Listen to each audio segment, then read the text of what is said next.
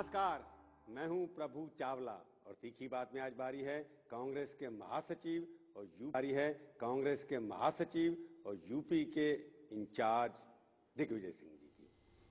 नमस्कार प्रभु जी। तो आपसे किस रोल में बात करूं, महासचिव या यूपी के इंचार्ज के बारे में? दिग्विजय सिंह के बारे में बात करें। दिग्विजय सिंह दोनों पोस्टें तो है ना आपके पास। दिग्विजय सिंह तो दिग्विजय सिंह हैं जी, पर यूपी के वजह से ज्यादा खबरों में आजकल हैं। आपको जो बात करनी करिए।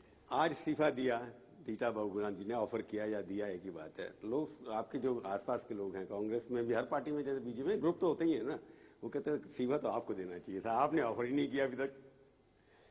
जो भी मेरी बात कांग्रेस प्रेसिडेंट से हुई है उसको मैं लोगों को उजागर क्यों करूं?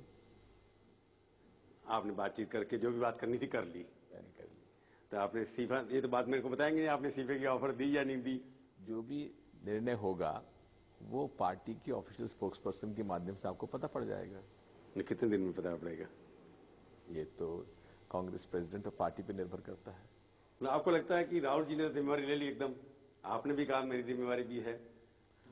बात यह है कि हम सब की जिम्मेदारी है। पहली बात तो यह है कि उत्तर प्रदेश में कांग्रेस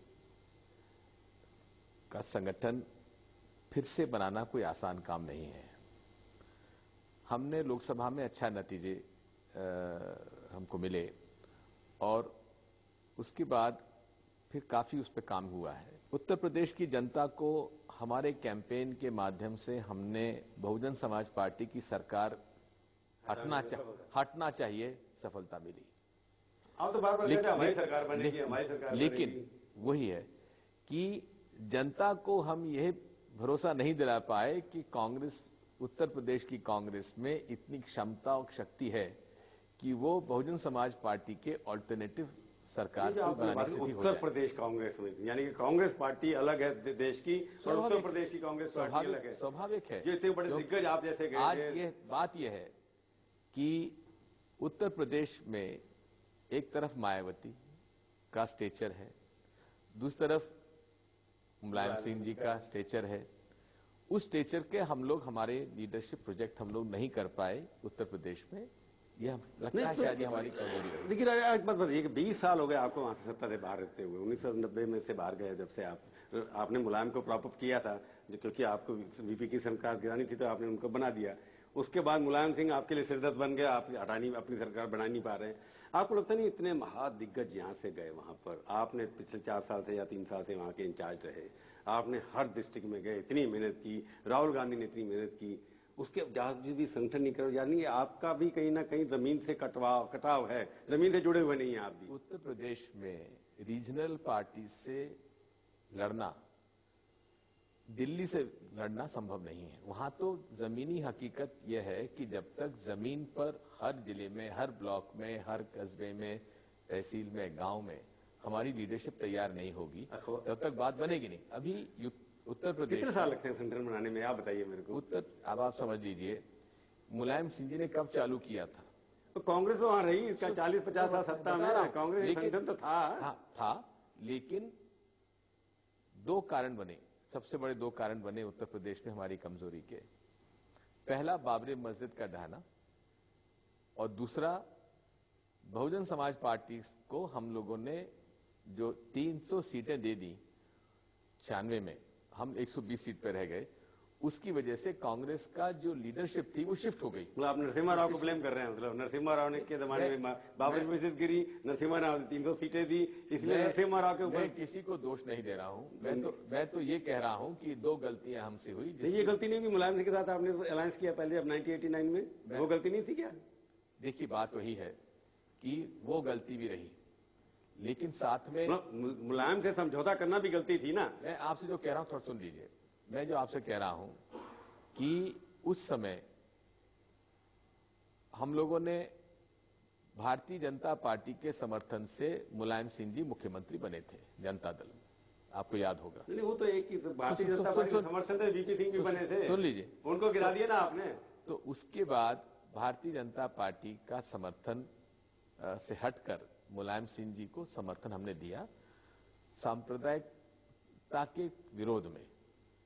तो वो भी एक बहुत बड़ा कारण रहा कि और ये बात समझ लीजिए, 90 के बाद रीजनल पार्टीज का जो इमरजेंस हुआ है वो इस बेल्ट में, काउ बेल्ट जिसे कहा जाता है, उसमें वही हुआ है जहां हम लोगों ने वहां की राजनीतिक परिस्थितियों का आंकलन सही ढंग से नहीं कर पाए। तो पर आप 20 साल की बात करें, आप ये क्यों नहीं मानते कि पिछले एक संगठन खड़ा करने में, जैसे मेरे को एडिटर बनाया, 3 साल में अखबार चला दूं, 5 साल में चला दूं, उसके बाद 5 साल के बाद भी मैं फसड्डी रहा हूं, तो उसके बाद मैं ही फेल हो गया। आप ब्लेम क्यों करते हैं? प्रभु जी, अखबार एक दफ्तर में बैठ के चलाना और उत्तर प्रदेश के लगभग 18 करोड़ की जनसंख्या के प्रदेश में अपना संगठन तैयार करना, दोनों का कहीं बराबरी नहीं हो सकती। दिग्विजय सिंह जी, वहां तो आपका संगठन था, वहां से प्रधानमंत्री आपको मिले, आपके इतने बड़े बड़े केसी पंत, कौन किसके नाम, नारायण तिवारी, वीपी सिंह, लाल बहादुर शास्त्री, ये सब कांग्रेस के दिग्गज नेता थे। बिल्कुल थे, मैं आपकी बात मान रहा हूँ। यही मैंने आपके प्रमोद तिवारी रह गए पिछले 20 साल से, उनको नहीं बदल पा रहे आप। मैं आपको उनको बदलने की बात नहीं है, बात प्रमोद तिवारी जी एक व्यक्ति हैं जो 80 से लेकर आज तक कोई चुनाव नहीं हारे, उनके आसपास सारे आ जाते हैं। मैं आपसे जो पहले कह चुका हूं, 2 बातें हम लोगों की जो दिक्कत हम लोगों को अब तक थी और धीरे धीरे अब समाप्त हो रही है, वो थी, एक तो हम लोगों ने बाबरी मस्जिद की रक्षा केंद्र सरकार के रहते हुए नहीं कर पाए, नंबर 1, और नंबर 2, बहुजन समाज पार्टी से जो समझौता करके चुनाव लड़ा, उसकी वजह से हमारी लीडरशिप बिखर गई। पिछली विधानसभा में, आउटगोइंग विधानसभा में लगभग 80 एमएलएज हमारे वो थे दूसरी पार्टियों में, जो किसी न किसी समय कांग्रेस पार्टी के। वो तो कांग्रेस में भटके तो बहुत लोग गए, सरकारें भी बना ली उन्होंने, दूसरी बात है। पर आप ये मानने के लिए तैयार नहीं कि कांग्रेस पार्टी के पास ना तो कोई जाति है वहां पर, ना कोई नेता है। कांग्रेस पार्टी ना वहां तो राम का मामला भी नहीं चला, रहीम का मामला भी नहीं चला। आप ये जो डिवाइड एंड रूल करने की राजनीति आपने की थी यहाँ पर, लोग कहते हैं आपके दुश्मन जो हैं वो ये कहते हैं कि दिग्विजय सिंह ने वहां डिवाइड करने की कोशिश की, हिंदू मुसलमान में, बैकवर्ड्स में, और वो फेल हो गए। मेरा सबसे बड़ा कोई दुश्मन है तो सांप्रदायिक विचारधारा है, जिससे मैं शुरू से आखिर तक लड़ता रहा हूं। हमें इस बात की खुशी है कि वो सांप्रदायिक विचारधारा भी चुनाव हारी है। मैंने कहा ना, राम का मुद्दा भी आ गया, रहीम का मुद्दा आ गया। राम हमारे वोट बड़े हैं, उनके वोट घटे हैं, ये फर्क है। आप 2007 के मुकाबला कर रहे हैं ना, 2009 से कितने वोट के कम हुए आपके? 2009 में मुद्दा था, आप बार बार 22 सांसद गिनाते हैं पर वोट नहीं गिनाते अपने। राष्ट्रीय राजनीति के मुद्दे अलग होते हैं, राज्य की राजनीति के मुद्दे अलग होते हैं। मैं आपको बताता हूं उदाहरण, 98 मार्च में चुनाव हुए पार्लियामेंट के, कांग्रेस पार्टी मध्य प्रदेश में, वहां बुरी तरह से हम लोगों का प्रदर्शन रहा। 6 महीने बाद विधानसभा के चुनाव हुआ, मैं चुनाव जीत गया, कांग्रेस पार्टी जीत गई। और मैं आपको आज कह जाता हूं कि 2014 के अंदर हमें 22 से अधिक सांसद हम लोग कांग्रेस के जिता के भेजे। राय साहब, आप ये शुरू से कह रहे हैं हम पहले एमएलए याद आएंगे, सरकार हमारी याद आएगी। 22 आपके जो एमपी हैं, 7 एमएलए जिता करके आए हैं, जिसमें आपके राहुल गांधी कॉन्स्टिट्यूंसी में सिर्फ 2 ही जीते हैं और सोनिया जी कॉन्स्टिट्यूंसी में 1 भी नहीं जीता। बात यह है, जबकि 9 थे आपके वहां पर, 7 थे वहां पर। विधायकों के खिलाफ एंटी इनकम्बेंसी भी होती है, तो उसको चुनाव करने के लिए जिम्मेवार कौन था? विधायकों हम थे, मेरी जवाबदारी, हमारी जिम्मेदारी। अब मैं एक छोटा सा ब्रेक लेता हूं और उससे पूछूंगा किसकी जिम्मेवारी थी एक्चुअली, एक बार फैसला हो जाए कि कांग्रेस में कोई जिम्मेवारी भी लेता है कि नहीं, या संगठन के ऊपर जोर डाल दिया जाता है।